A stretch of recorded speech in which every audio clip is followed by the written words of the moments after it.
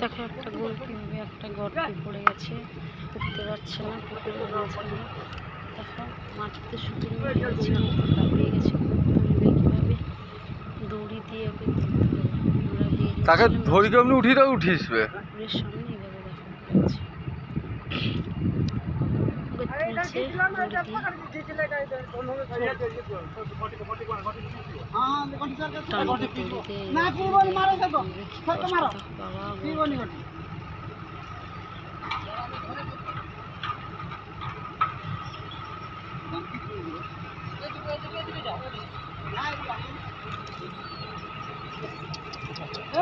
ও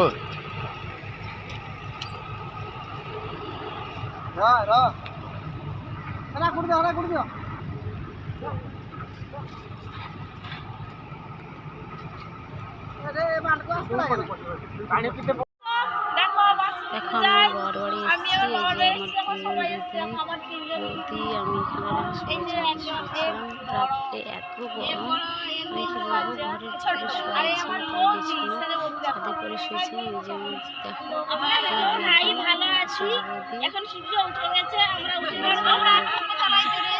দেখো প্রচুর গরম, তাই আমরা উপরে শুয়েছিলাম।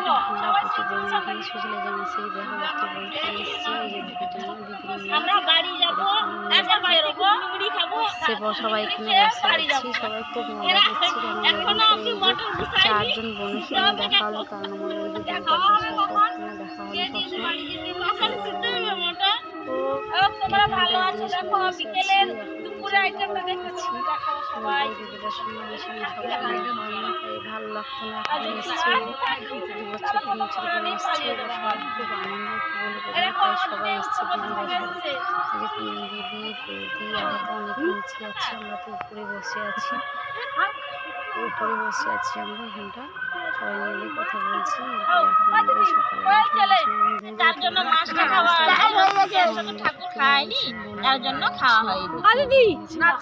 তোর ঘরে সেখানটা কি আছে বল।